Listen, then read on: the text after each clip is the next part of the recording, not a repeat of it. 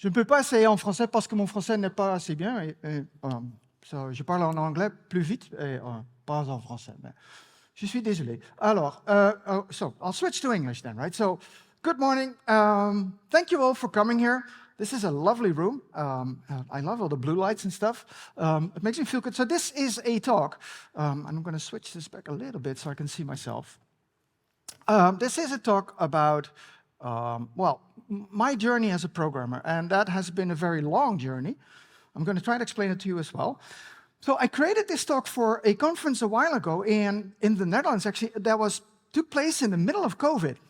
So in the middle of lockdown, there was 1 week that lockdown was, well, it went away, and in that week there was a conference, and they said, could you do something new? And I'm like, yeah. So what can I still add to a conference and to people who know everything already? And I'm like, the only thing I can do is explain what happened to me in my life as a programmer. And that was this talk is about, right? It's my journey about what happened to me as a programmer. I'm going to try to show you, and probably, I'll hopefully get you these moments that you say, okay, I'm actually recognizing similar moments in my own lifetime as a developer. I'm assuming you're all developers, right? You all write code. Did anybody already write code today? That would be awesome. Oh, I love you. And it's I haven't done it, but I will do later on today. So this is me. There's 2 things that I truly enjoy. Well, there's more, but these are 2 of the most important ones. I love to travel. That's why I'm here, right? And I love writing beautiful code. Now, the problem with beautiful code is that beauty is in the eye of the beholder, right? You don't know what's beautiful code to somebody else. You can only say what you appreciate as code. And when I look at code, and I do that every day, I look at a piece of code, I'm like, it's just not there, right? There's something with it. And that particular thing, how do you recognize that? That is something I learned over time. Not that I'm better at it than you are, but it's just, I'll show you what happened to me. So for me, becoming a programmer has been a very, very long journey, and I'll show you how long the journey was. So this thing here is the manual. It's in Dutch, by the way. So it's the manual for my dad, who was a mathematician, for my dad's pocket calculator. It was a programmable pocket calculator. I didn't know what that was. I'll show you how old it is. So he used this thing to write small programs, small calculations, and he could actually do that. That was pretty cool. And inside the manual, it says effortless programming. We still don't know how to do that, right? And this is almost 50 years old, right? We still don't know how to write code effortlessly. And then people say, yeah, the AI is going to do it for you. Well, not yet, but it helps, by the way, but I'm telling you that later. So I learned how to write code from a book, right? For those of you who've never seen one, this is a book. It's a bunch of pieces of paper. I have to explain paper. These are leaves, parts of a tree, and they smash it. No, just kidding. But anyway, so I learned how to write code from books. There was no internet. It didn't exist. Email didn't exist. The web didn't exist, right? This is the time I learned to write code. And how do you learn it? Well, from books. That's the problem. So how old is it? My dad bought this thing because he was very meticulous. So he wrote down everything. And he bought this thing in 1977. So I wrote my first code in 1978, probably. That's a long time ago, right? But I'm hoping to become a programmer who's written code for 50 years, right? I will be there soon. That's old, right? You're like, dude, you're old. Yes, true. So that's it, right?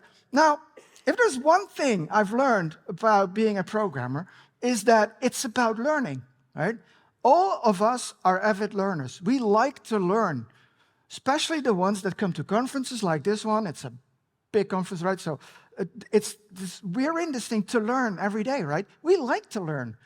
There's also a lot of people who don't like to learn. They're not going to conferences. They just sit in a corner in a basement or write their code. These exist as well. But this is the thing, right? And if you want to learn stuff, you need to just do it. That's my approach. And how does that work? Well, there's different metaphors for it. This is one of them. This is the shuhari metaphor. It comes from Japanese martial arts. And basically, the first level is you learn from somebody who's done it before, a master, or at least somebody who's good at it, right? So it's like the Karate Kid. It's like you do wax on, wax off, right? And when he does that, you've all seen the movie probably, right? Maybe the newer one, the terrible one, but or the series. This is what he learns. And he needs to learn that because it needs to be in his muscle memory. And only later on he understands what it's for. It's the same with writing code. You're like, what is an if statement? Well, just do it. I would say just don't, but that's a different piece. So you learn it from somebody who's done it before, you just copy what they're doing. We all started like this, right? Whether that's in university or in school or in your first job, we all did this, right? I did too. I still remember those days, basically.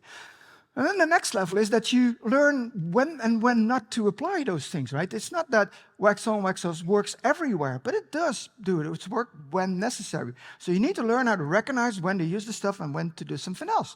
And then the third level is basically you transcend. You figure out when it's applicable, and you try to combine it with other ideas from others, other patterns, other languages maybe, other frameworks, other ideas, go into a little bit of FP, do a bit of OO, etc., right? So you combine stuff, and that's when you grow the fastest. Now, eventually you get to this point where you are sort of like guided by intuition.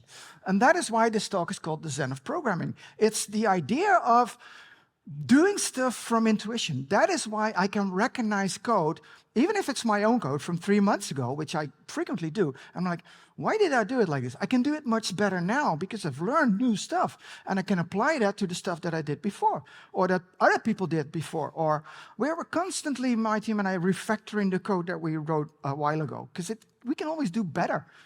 And the question is, how do you do that, right? So then you need to figure out how learning works. So how learning works is an interesting thing. And there's this book by Gerald Weinberg. Gerald Weinberg wrote a ton of books, but this is probably his most famous one. And he's trying to figure out how learning works. So he did that by playing pinball on a local pinball machine. You play pinball? Yep. Or in a casino, right? They might have pinball machines here. But so he thought it would be like linear. He got better gradually over time. That's what people assume. It doesn't work like that, actually, because when he started figuring it out, it went like this. And he was like, why does it go like this? What are these sudden bumps in there? What happens? And he looked more closely, and he looked into the scores, and he saw that right before he had this big increase of productivity, no, that's a bad word, right? Of performance, of getting better. There was these dips, right? So graphically, it's a bit like this. And he was like, where do the dips come from? What does that mean, right? And it comes from basically having ideas, trying them out, and then see if they work or not. It's called an experiment, basically. So what he did, one of the things he did is he tried to figure out how to do multi-ball. Most pinball machines these days have this idea called multi-ball. Then you have like 5 or 4 balls in play at the same time. And if you've done that, you've probably seen that all of a sudden they're all gone. And then the play stops. So he was like, what if I keep my eyes on one of those? And the other ones, when they pass by, okay, I'll ping them anyway. But just this one I need to keep in play, which means the play continued. And he did that. And it took some time before he got good at that. He figured out how to work that. And then all of a sudden he got a lot better. He got much higher scores. That's the thing, right? That is what we do. And these are the moments that define you as a programmer, because these are the ideas that you need to figure out. Now, here's the problem with that. If you're in a situation that you want to try to figure out something new, and you do that all the time, because that is what we do as programmers, we solve problems that haven't been solved before. Otherwise, we could just copy it, right? We could get it from the local supermarket and then put it in. That's not how software works. So we are constantly there, which means we constantly need to expand our borders to what we can do. That's what AI is coming in handy for, right? So this is the thing. We have these epiphanies, and we need to act upon them. If you're in a company, in an organization that does not allow you to do that, there's only one thing you can do. Find a different job. And I'm not kidding. I think this is true, right? If you're blocked in your learning abilities anywhere at any point in time in your career, even after 50 years of writing code, go do something else. That's my first advice, right? So the thing is, it's not just about learning, it's also about unlearning. Unlearning things that we've learned before that have come into our muscle memory that we later on think, why are we doing this? And it's a bit like this chart. So this is a nice chart. I found it on the internet. I didn't create it myself. I wish I would. So when I started writing code in 1978, I wrote super simple code. There was no alternative. I didn't know how to do anything else. Neither did that stupid computer let me do anything else. And when I turned onto my Commodore 64 in 1982, I had more. I could do more. I had 64, well, basically 36K of memory to write my programs in. 36K, right? Figure that out. And we could still write code on that. Beautiful code, actually. And then I got into enterprises, right? So I started learning OO in the 90s, and then the Design Patterns book came out. I loved it book. It's a great book. I still think it's a great book. It's unreadable, but it's a great book. And then I started working for consultancies and large banks and financial institutions, and they have architectures with at least 13 layers of bullshit in it, right? Of which at least 7 layers don't do anything, but you need to do them because some architect who never wrote a code, single line of code, just says that it needs to be there for whatever reason, right? I'm doing a talk at an enterprise architect conference in the fall. I'm going to bash on them really hard. So they'll never let me in again. And then at some point in time, I'm like, why am I doing all this shit? I don't want to do this stuff. I quit my job. I had a global job at a global consultancy, and I quit. I'm like, no, I don't want to do this anymore. I want to work for smaller companies and write nice code. Ever since that point in time, which is almost 15 years now, I started doing simpler code. And that was a turning point in my career. And what I'm hoping is you will reach to that point as well. So I'm now writing super simple code again. And if I'm there at the end, I don't know. Maybe it goes lower. I have no idea yet. We'll see where it goes, right? We'll just experience it every day. So I've been on this quest for super simple code for most of my life. And then the question is, how do you do that, right? So this is, of course, Finding Nemo, right? They escape the fish tank in plastic bags, and then they're in the sea in plastic bags. And they're like, okay, now what? That's the problem, right? So this is me. I write a bit and I speak a bit. I'm a single independent dad. I have 3 kids, grown-ups. Actually, my youngest son moved into my street 2 doors away from me 2 days ago.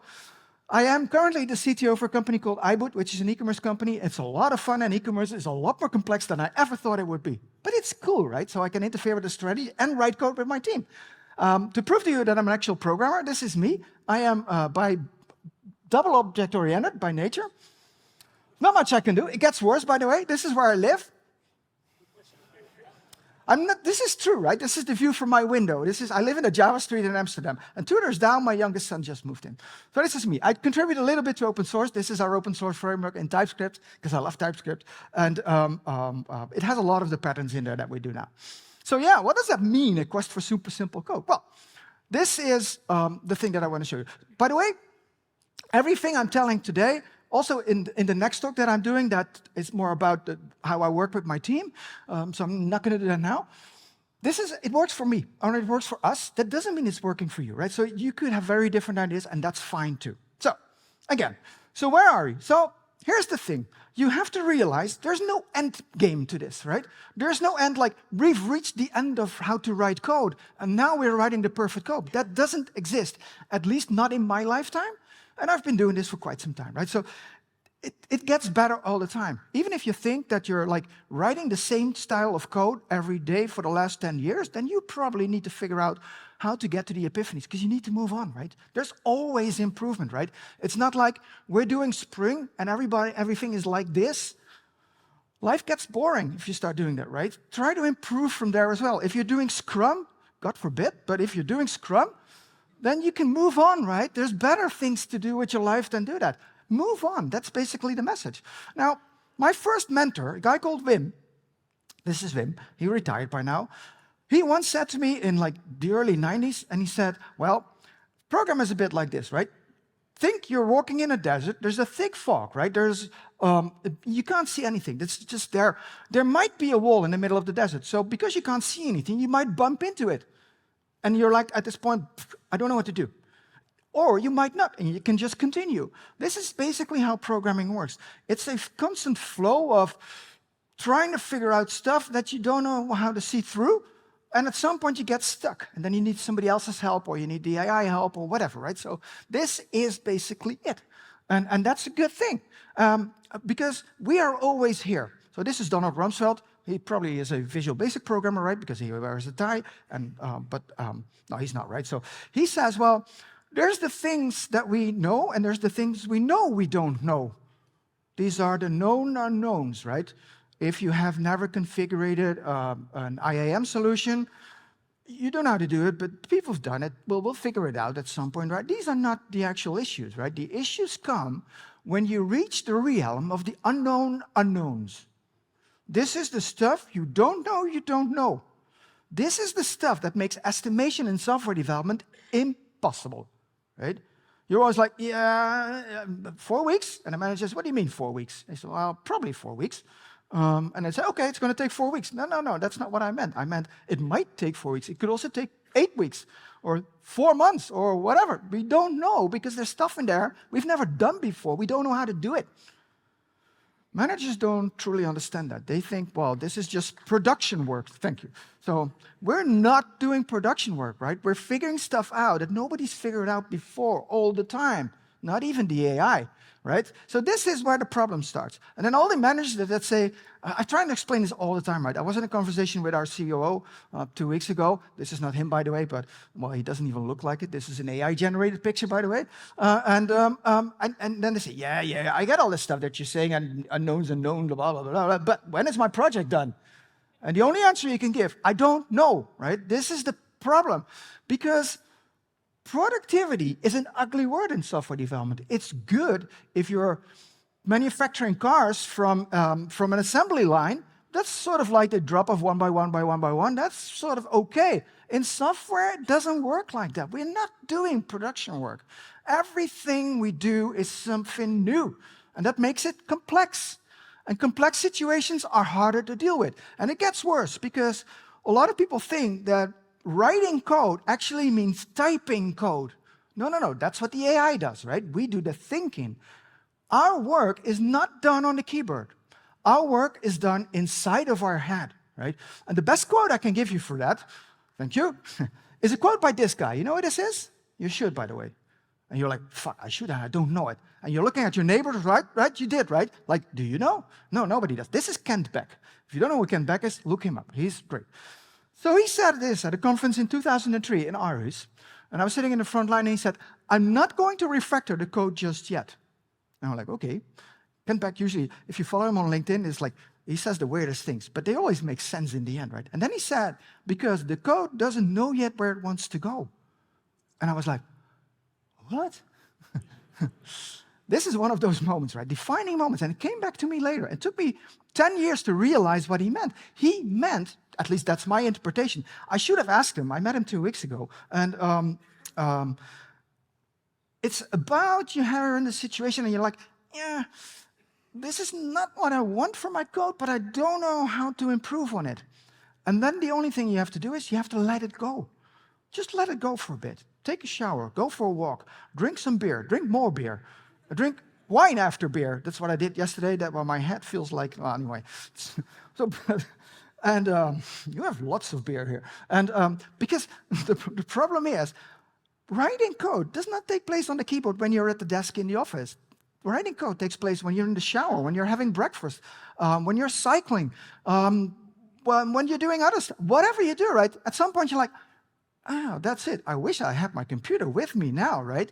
But your computer lives here. It doesn't live there. Well, mine does, but that's the thing. And that means it doesn't fit into 9 to 5, right? It doesn't fit in time boxes. We don't know how to do this in a 9 to 5 situation because this is actually how our mind works.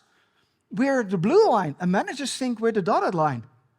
Most managers. I try to explain that. So my manager, the CEO of the company, said to him, listen, I want my team to be able to work at the time that they want to work at. I have a guy on my team who just got a baby. Well, she's almost 1 now, but he used to work in the middle of the night with the baby on his arm. He could only type with one hand.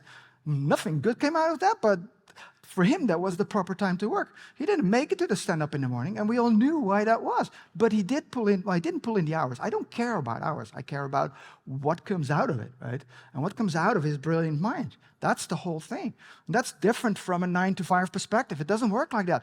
As a result, or as a precondition to this, you should always have a clear mind. And a clear mind means solving the issues that you have, right? And that's not necessarily related to coding. It's related to anything that's an issue in your life. So you need to prioritize the things that value to you and take care of those, because that empties your head, and an empty head or a less full head makes you write better code. This is the most important tool we have, right? It's not the keyboard. It's not my beautiful Mac. It's my head. That's the thing. That's where we go, right? So that's the thing. But the problem is, as Neil says, developers are drawn to complexity like moths are to a flame, often with the same result. This is Neil's accent, right? So, but that's the thing, right? We all go into complexity. We're always like, oh yeah, but we need to put this in as well. This needs to work as well in the future. And Gregor says, excessive complexity is nature's punishment for organizations that do not make decisions. That also goes for developers, by the way, right? So, and the thing is what you need to take into account is that we all optimize prematurely. It's in our nature. We do this. We try to solve the problems that we have next year. Why? Well, we're programmed that way to do that, right? And it's waste. It's waste. So we always start doing this, right? It's like we do these things not because they're easy, but because we thought they were going to be easy. And nothing ever is, because we are in the realm of the unknown unknowns. And it's never really easy, right? So you always have to pay attention, and this is the second tip I'm going to give you, to how you say things that you think you need to do, right? And if you're like, oh, you might need this in the future, eventually we'll need this. Or the bottom one, like, what if we want to replace this database by another at some point in time? Rewrite lots of stupid code just to be able to do this. Who's ever done this? You're the exceptions, right? It's like, why would I want to replace my MySQL database by whatever other database? What's the point in that, right? Yeah, because it's going out of whatever, right? So yeah, sure. And we write lots of code to wrap the database just because. And here's the thing, right? Look at all these phrases. We might, in the future, eventually, later, at some point in time, whenever you say something like this, don't do it. Don't go in that direction. Keep the simple, stupid stuff there, right? That's the whole key to it. So we never should do premature optimization. Like Eberhard says, this was about microservices, right? He said, well, scalability, it's the #1 problem people don't actually have, but still solve. But a lot of you are actually doing this. I'm pretty sure about this, right? I did so too. Until I started working for this insurance company in 2014, and we were doing the first microservices project in the country. And we built the first service, account service, to log in. It ran on a single JBoss container, and we tried to get stuff out of it. We could log in 64,000 times per minute. We didn't need that. And we're like, we solved our scalability issues. Done. Next problem. That's the way it should be, right? That's where you need to go. And it gets worse because of Hofstadter's law, right? I love this law. He says, it always takes longer than you expect, even when you take into account Hofstadter's law. So where do you take it? Well, here's the thing. You can only spend your time once, right? That goes for everything in your life. So you need to do the things that value the most. That's not just about writing code. That's the whole standard to life.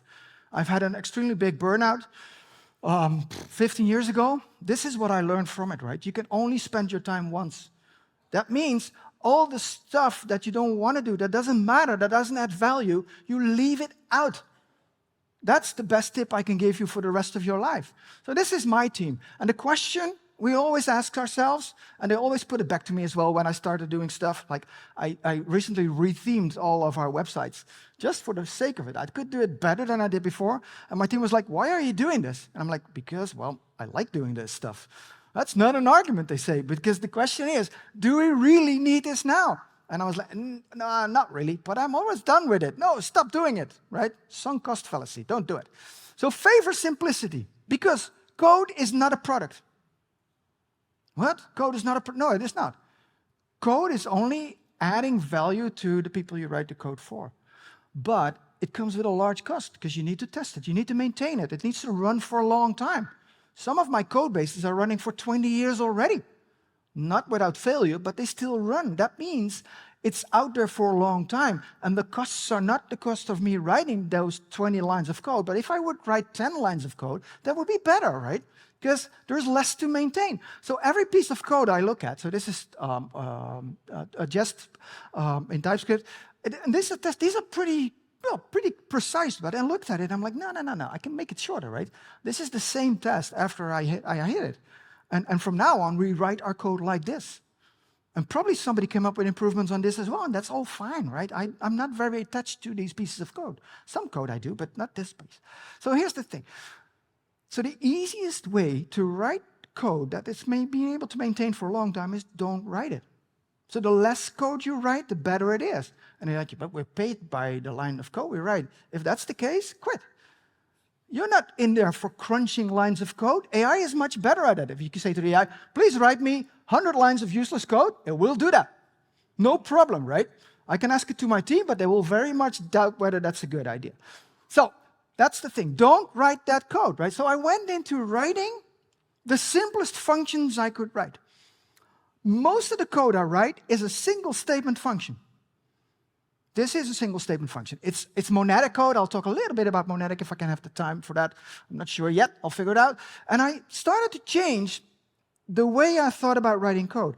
Instead of saying, I'm going to write this function that eventually results in something that I want to return, I started saying, what if I start writing my code with writing the return keyword first?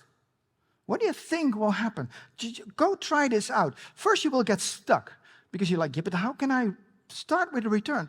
It means you need to backtrack how you think about what the function should do, which is totally reverse to what we are used to do, what we are taught to do. It's very counterintuitive, but once you start doing this, you're like, oh, I wish I've done this before. All of the code that we write in my team looks like this. It all starts from return. And that means we think about how to write code in an extremely different way. And it actually helps a lot. It's the same with naming things, right? So this comes from, what does it come from? Somewhere in Spring, I think. But there's this class called the Abstract Annotation Config Dispatch Servlet Initializer, which is pretty precise, right? That's what it is. It's written by great minds who think about, yes, you need to be very precise about it. But the problem is, what people start to do is they name the variables the same, right? So they have the variable name of this, that if you use it in a function, it's also called abstract annotation config dispatch servlet initializer, but with a small a. We do that, right? That's terrible. You know why we did that early on? Because we did not have IDEs. We had text editors, right? That means if I write a function of 60 lines, I don't know what the definition of and the type of my variable is anymore. So I need to have the same name, because otherwise I need to go back all the time. We now have IDEs. I can just hover over where I am and say, oh, it's a thing. It's an abstract blah, blah, blah, blah, blah. So I might as well call it A. Doesn't matter. Also, if you write single statement functions, you can always see the function definition and the signature, right? There is no problem with that. So stop doing that. We don't have to do stuff like this. We don't have to say, I have a chat message context. This is code, by the way, that's written by the organizer of DevOps. Yeah, he doesn't mind me doing this, I hope. So, and the variable is called chat message context as well. If the class name gets longer, the variable name also gets longer. That doesn't make any sense at all in a function that only takes like 4 lines of code. Why would you do it? Just call it C, or CMC for that matter, right? You all know what that means by then, right? It makes the code a lot shorter instead of that going out of the 80 positions that you have in your code line. And it's the same, right? I started naming things differently. I have a variable of type command in a function that takes 2 lines. I might as well call it C. There's no reason to call it command anymore, right? Doesn't matter. And also, the most secure code you write is the code you don't write. So there's lots of good reasons not to write code. By the way, small thing here is never leave in commented out code. Don't do this, right? Because other people who look at this code after you, they were like, why is it still in there? What does it mean? Were they doubting about which version to take or what? They get confused, right? And you don't want that confused. It's not necessary. Remove it. We have distributed version control systems, right? We don't have to do this. We can look into the history and figure it out, what it was before. This was a technique we used in the 90s because we didn't have version control. I wrote code in periods that did not have version control. Can you imagine how much tougher that is? Merging took ages, right? It still does the longer you take it. So what about architecture? Well, architecture is the next thing, right? Architecture is interesting because I think it should be evolutionary as well. Here's Darwin. He is very likely a Java developer from the first generation, right? Because he has a long beard. And he said it's not the strongest of the architectures that survive. I adapted it a bit, right? But it's the one that is the most adaptable to change. Now, the funny thing is, I wrote this stupid book in 2003, I think. It's about UML. You don't know what UML is anymore, probably, but unless you work for a large government institution that still does that. It was nice at the point in time. So the nice thing about it was there was this architecture in that book. I described an architecture. I wrote down an architecture, which is, I'm still using it. So I'm not saying use this architecture. I'm just saying think about how simple architecture can be. It starts with the domain, always, right? It's always domain-driven design at the heart of everything you do. Every service, every app, everything you do. Do that, right? no doubt about it. So it also has repositories, all the patterns from the Blue Book, which is hard to read, but it's a seminal book in this industry. Around it, we have use cases. We actually have use cases in code, because they describe the process logic, and they also do our authorization and stuff. And then, because this is probably a microservice, it has a resource layer. So there's resource classes that accept the request and take it into the component, and then the component comes back with the result, all in asynchronous code, and then it goes out again. Basically the architecture, and then you need to go out to either a database or some other system or some other service, whatever. This is the whole architecture. And the funny thing is, I was looking into old code examples, and this is a .NET code example. It has the same structure, and this is 15 years old, right? And like, if you look into different types of repositories, because there's one of the patterns in there, this is one in C# from 2008. This is one in Java, but functional style Java, so that's good, monadic. And here's one in Python, so nobody knows how to read this stuff. And here's one in TypeScript, which is fairly recent. They all do the same thing. They have the same responsibility, a single one, but it's still a responsibility. And that's the whole key. If you are able to write code that actually, I don't know what I put this in there, that is able to do this, it makes the world a much better place. My team, we're 13 people.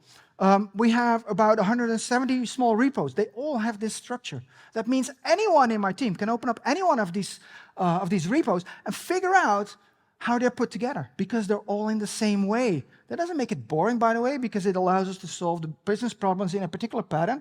And if we don't like the pattern, we adapt it, right? That's the whole key. But they're all the same, and so it means we can actually see that. So. And the reason, so what we also did, by the way, in my team is we pushed everything onto a single stack. Because we're only with 13, we don't want to have Java in the backend, TypeScript in the front end, Flutter in the mobile app, Python in our ERP system. So we all are pushing everything onto a single stack because our team is just not big enough to support multiple stacks. We could, technology-wise, it's not a problem. It's a microservices landscape. So we could easily build everything in Kotlin or in Java or in C# for that matter. We just don't. We don't want to do that because the team is too small for that, right? By the way, this architecture is also on the website of this open source framework. Doesn't really matter now. So what's next? What did I learn next? Well, there's one thing that I think is key throughout the history of software development that matters a lot into how you write code. And it's been described in multiple ways, and I'll show you, and always with the same result. That's the good thing, right? You need to talk about having low coupling and high cohesion. That means stuff that belongs together, you put together. Stuff that does not belong together should be very lowly coupled to the other part of it that also have stuff that belong together. And you're like, oh yeah, so I put all my repositories in one layer, all my gateways in one layer. No, that's not what it is, because they have no, well, dependence on each other. Usually they shouldn't have, but you do want to put everything that's about products or in one place, about orders in one place, about customers in another place, about accounts, about whatever you might have in your domain. So it's more domain related to put everything in a single context than it is by the definition of the pattern that you're using, right? So that means that you don't want to do this, you want to do this. So everything that comes with products, put it together. Everything that comes with customers, put that together as well. That's why a serviced architecture has low coupling usually, if you do it properly. And it's been there throughout history, right? This is from the Unix philosophy in 1976. It says, write programs that do one thing and do that one thing really well. It's the same principle, right? And if you're a big Bob Martin fan, if you look at his political views, you could doubt that, but this thing is still good, right? He says, gather together the things that change for the same reason. So everything that's about a product, if something changes about the product, that's where you want to be. It shouldn't affect the rest of your landscape. This is the single responsibility principle. It's really good, right? So yeah, look at this, right? This is a Python code file that has it's from one of our own projects, but it's 350 lines in a single file. This is probably not very much single responsibility. Although it's not particularly about code, it's about architecture, right? Or this thing, right? It's a repository with 5 gateways. That means it's probably doing too much. Figure it out, and it actually did. So this is code from that particular repository. I don't like it too much. It does too many things at the same time. So I asked the programmer who wrote it, could you please break it up into smaller parts that make sense and that are easier to test? Because that's where it needs to go. So then what? And here's another thing. I basically learned this from Bob Martin. He says, well, you should always leave the campground a little bit cleaner behind than how you found it, right? And just pick up the dirt. pick up the empty boxes, whatever you find, right? Make it a little bit better all the time, even if it's not your own code. So that means you cannot have individual code ownership. You own it as a team. That's what we do. There's people now in my team very likely refactoring my code, and I'm fine with it, right? As long as I can also refactor their code when I think that's better. As long as you discuss it with each other, that's fine, right? So just go out and do it. And then you're back to guiding by intuition. Once you got to this point and you figure out that your code is going to change and that your mentality about code is going to change, then there's another thing that hit you. This hit me, and I was a bit in doubt whether to put this part in because it's the most theoretically complex part of the talk, but I want to put it because I love this thing so much, and it literally changed the way I write code tremendously about 15 years ago. The fact that you can pass functions as parameters. You all know that, right? In Java, you can do that since version 8. In most programming language, we could do that way before, but it doesn't matter. The point is, if you're able to pass a function as a parameter to another function, you can execute that passed parameter later on. And that's an extremely powerful thing. It's basically the thing that defines monads. And you're like, ooh, do you know what a monad you're using monads? You probably are, but you don't know. And if you do, you recognize it, and you're like, oh, finally somebody says that this is the most valuable thing in software development in eternity. It is, actually.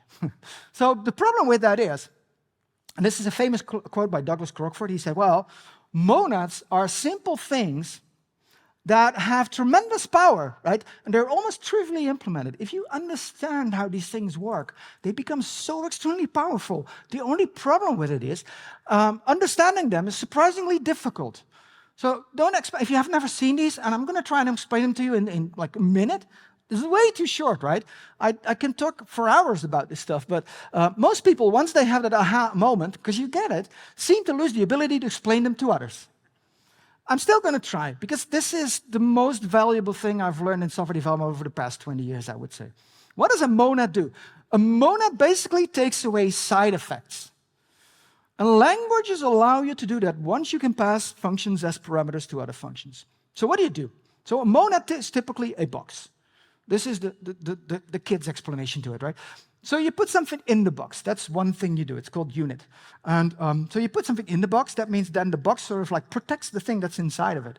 Then you can pass in functions that work on the object that you put into it to the box. And then the box will execute it for you. That's passing functions as parameters does, right?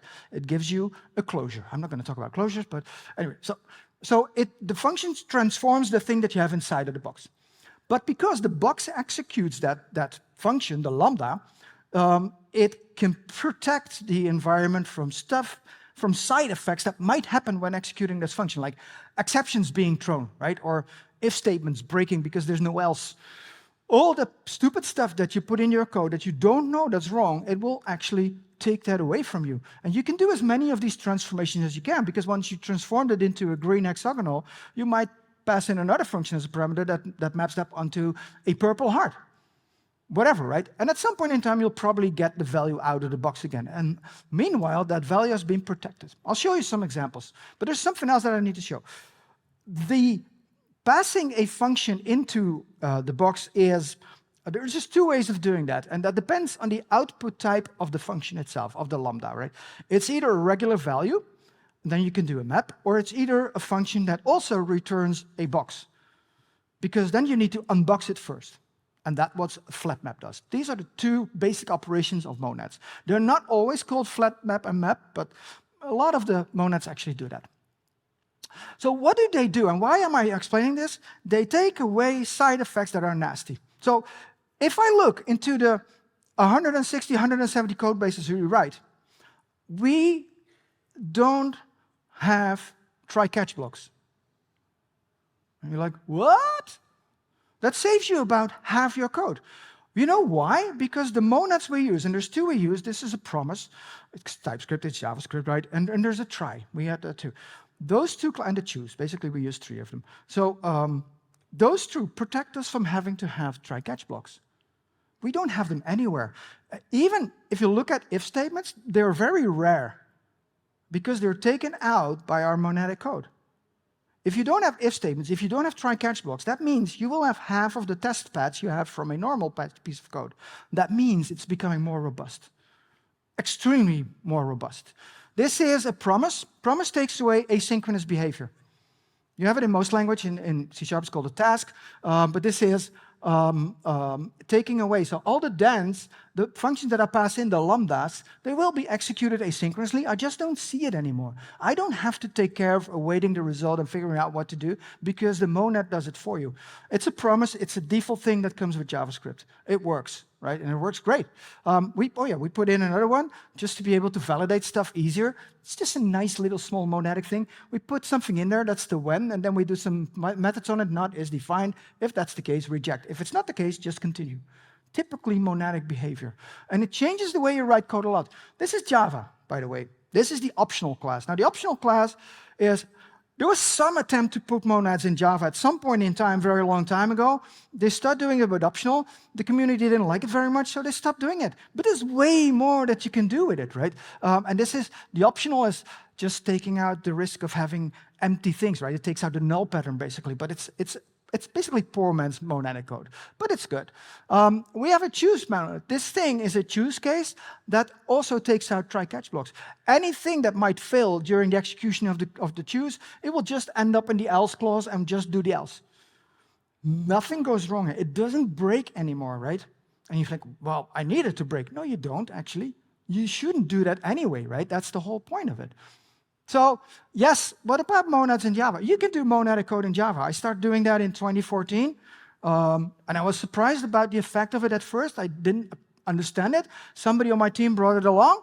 It took me about 2 to 3 months to understand the value of it, and then we started changing it, and we wrote an extremely robust microservices architecture, even though there was lots that wasn't in place yet, right? That's the problem. So yeah, and then I asked Chat, right, so what's the problem with monads in Java? Well, they say, well, basically, they're often used in extremely difficult languages like Haskell and all the other functional programming language. But yes, you can do this in Java just the same, and it works great.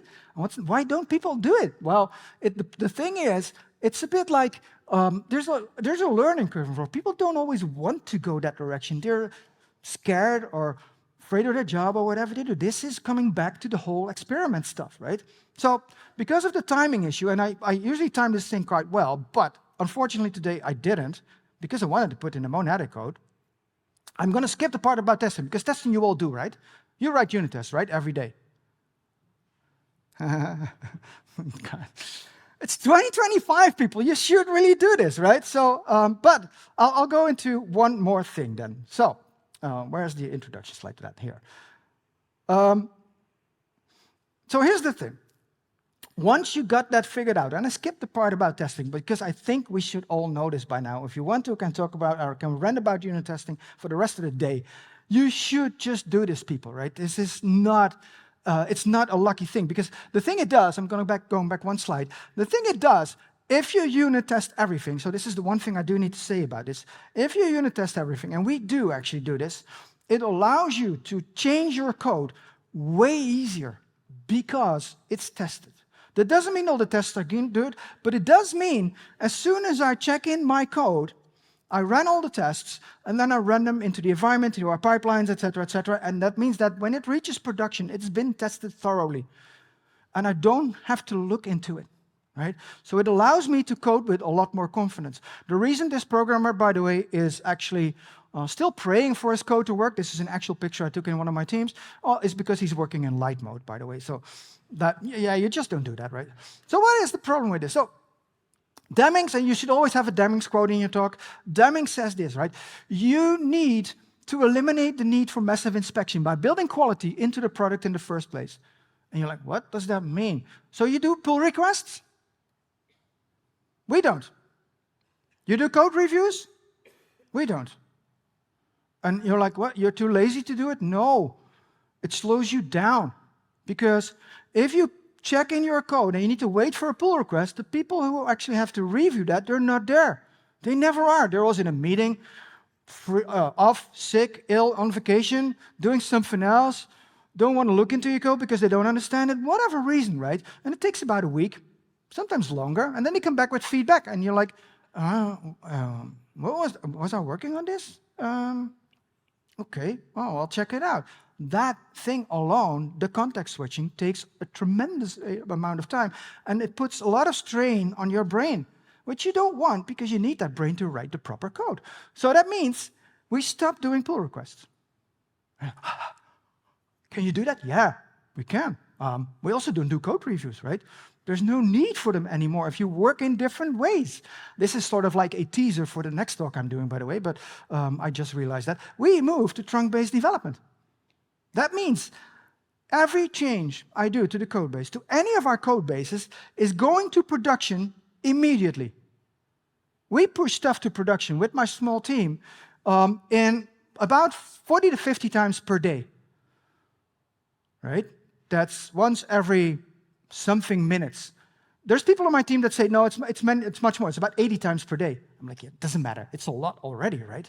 And we can do this because we move to trunk-based development. So if you can, move to shorter cycles all the time. But I'll talk about cycles later on, right? And it requires a bit of discipline. Yes, it does.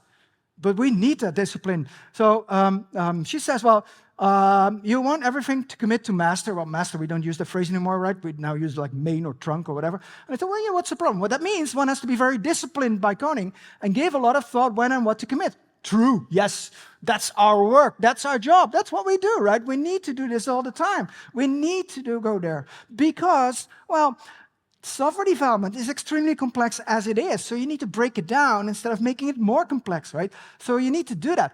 It's what Dijkstra says, right? Dijkstra is one of my heroes. He says, the programmer has to be able to think in terms of conceptual hierarchies that are much deeper than a single mind ever needed to face before. We are in the most complex industry there is, right? That's why people want to replace us by AI.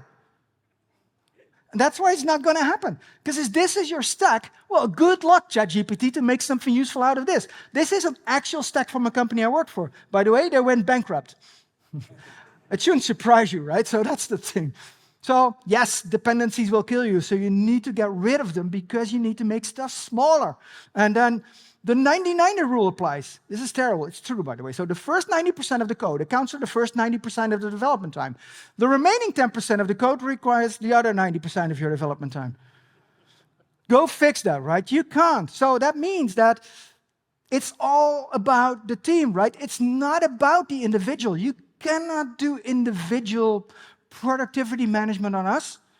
We don't work as... Software development is a team sport, right? It's always the team, and we learn by doing this continuously. That means we need to be allowed to experiment.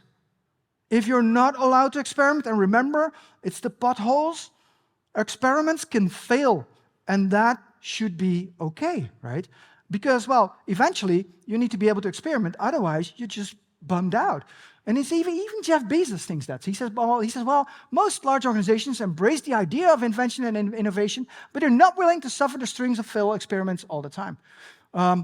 That is the problem. So I'm going to round this up because I'm over time. I went a little bit. Normally, I know exactly where to go, but I don't know today, right? So, last piece. If I can have 2 more minutes, is that okay? It's okay. So, this is where you need to go, I think. Fewer rules. What does that mean, fewer rules? Well, this is a crossroads near where I live in Amsterdam. They took away the traffic lights at some point in time because they wanted to experiment. And you were like, what? That will give a lot more traffic accidents. It didn't. You know why? People started paying attention instead of following the rules.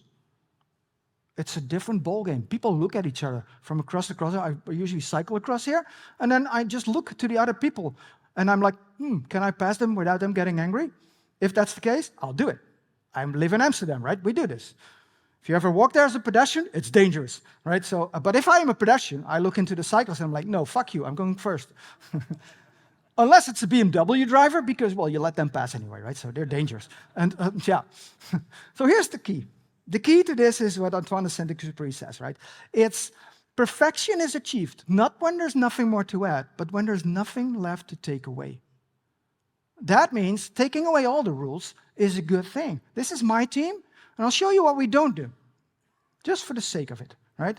We don't have Scrum. And then the people say, oh, that means you do Kanban. Nope, we don't do Kanban either. It's not either or the other. There's a lot of variations in there. We don't have sprints, we don't have retros, we don't have a Scrum Master, we don't have a product owner. We are our own product engineers, basically.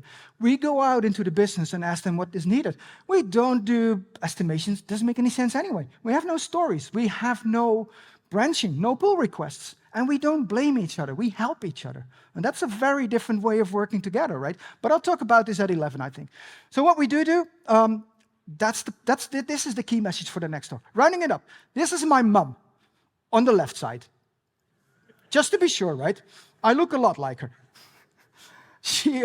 We came back from a holiday, I think it was in Italy, and I showed her all the pictures, and then she said, why didn't we ever go to Italy? And she met my dad and me. I said, well, you guys went to the same campsite in the south of France for 25 years, and that's fine. If you want to do that and you enjoyed it, and they thoroughly did, that's all fine, but it doesn't mean you're going to get to Italy or wherever else it will take you, right? That's also, it's not necessarily good or bad, it's just the way it is. But if you want to change stuff, if you want to do those experiments, if you want to get through those potholes and figure out what to do, if you want to start using monads, for some reason, there's only one way to do it. Because this is what my brother-in-law says. Old keys won't open new doors. If you keep on doing the thing you did before, you're going to get what you got before, right? And that is not going to change. I like change. I'm just wired that way, but not everybody is. However, if you want to change something in the way your team works, your organization works, you work as a person, you act in life as a person, there's only one person in your life who actually can do this, and that is you, right? You are the only one that's responsible for making that change. So you can never stop asking stupid questions, because there are no stupid questions. There are stupid answers, but no stupid questions. You can never, ever stop learning, right? And you need to, well, simplify to amplify, right? You need to remove everything that blocks you, that doesn't add value. So figure out for anything you do, right?